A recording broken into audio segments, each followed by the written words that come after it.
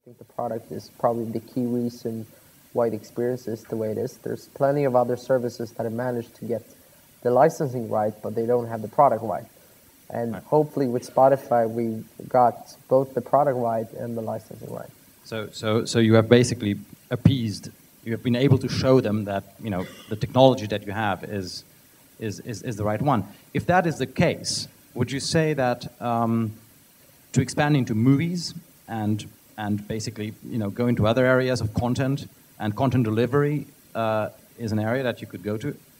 I mean, we can go to it, but I think we've got plenty more to prove when it comes to the music area we're in, the area we're in, music.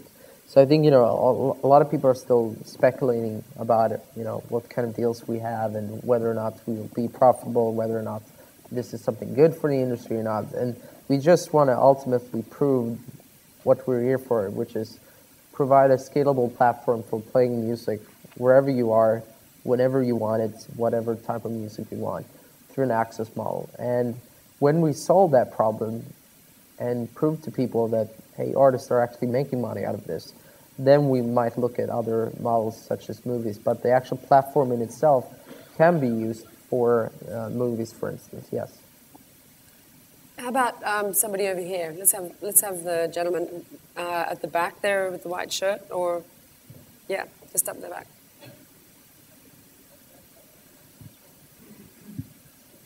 Hi, Daniel. Thanks for speaking tonight.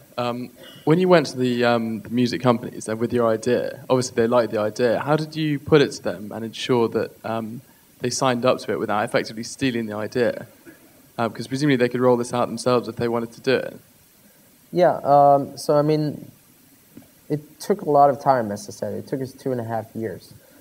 So it wasn't an easy sell because ultimately, with the model, what we said and what we acknowledged is the fact that no ad-supported model will ever replace the CD model. And this is about, building a platform where it ultimately leads to a portion of them being paying users, a portion of them will be advertising users. So I think, there was a lot of things that I had to learn on my side to kind of understand their potential fears. And obviously, they had to kind of come around the fact that giving away music was something good, and that ultimately, the better the product was, the bigger the chance was to actually make money out of it in the end as well. So I think it was a long-term process, and it was something that took, a lot of meetings, and I practically lived on an airplane for 2 years while doing the deal. So it wasn't easy, but I think ultimately everyone liked the prospect of the product and believed in our way of getting people to pay for music and getting the advertising revenues in as well. Down here? Where's the mic? My dear, can we have this one here? Thanks. Hi, Will Rowan from Football United. There's a £600 gorilla in your field in the shape of Apple, iTunes, and the iPod. Does your access ambition include hardware in the same way as TechCrunch are talking about doing a netpad? Do you ever see there being a Spotify player? I don't know is the honest answer. I don't think we'll build the hardware anyway, because we don't see that as a core competency that we got.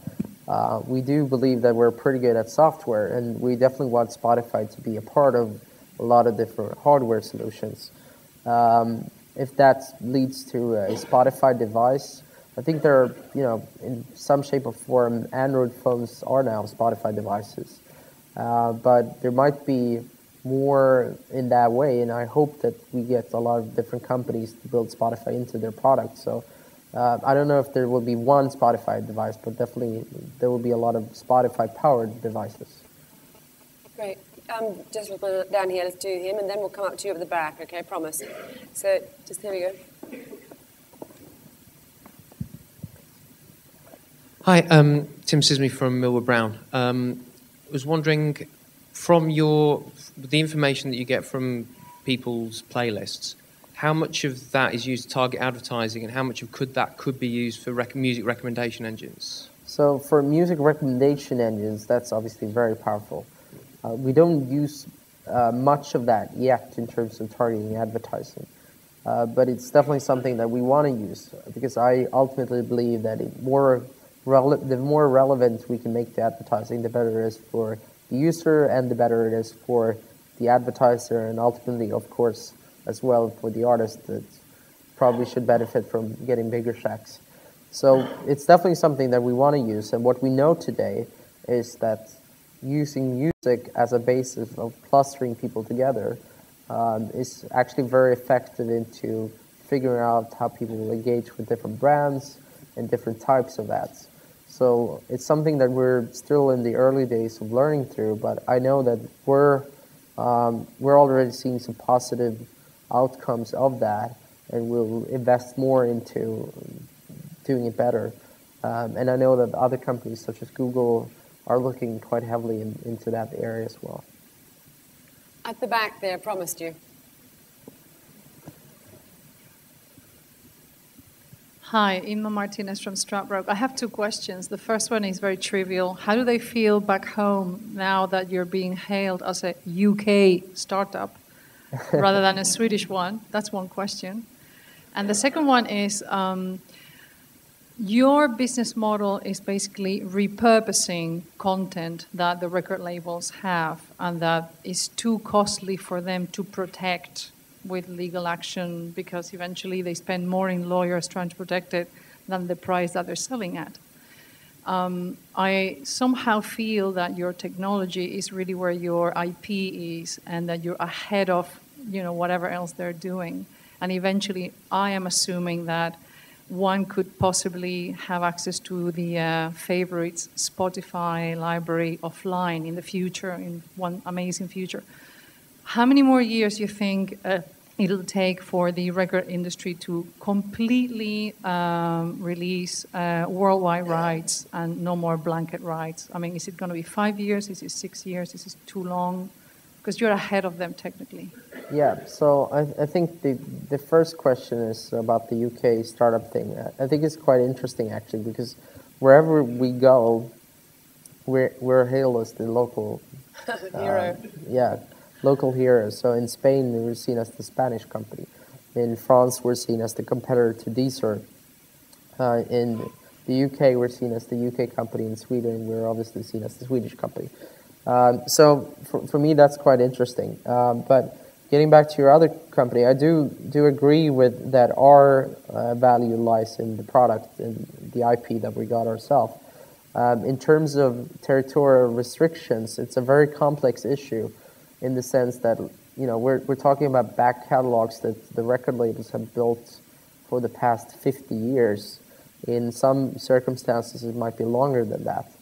But and as those deals were drafted, they didn't involve worldwide rights to begin with, and some of them didn't even involve digital rights. So they have to be remade for that purpose.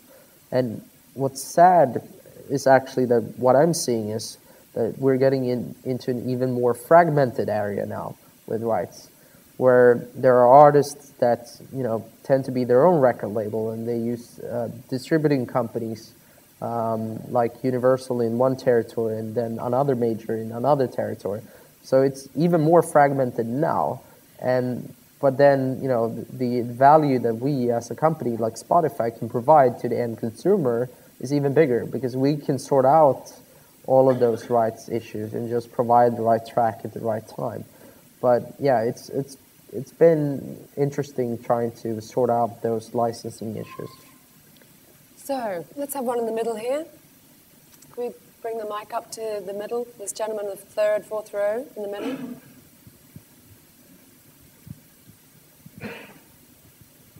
Hi, Madhush Gupta, Elstree Film Partnership.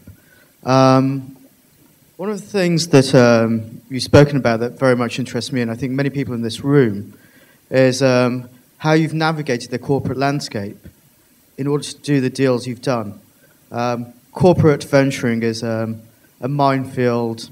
It's hard to find the right people to speak to within any organization to then deal with them.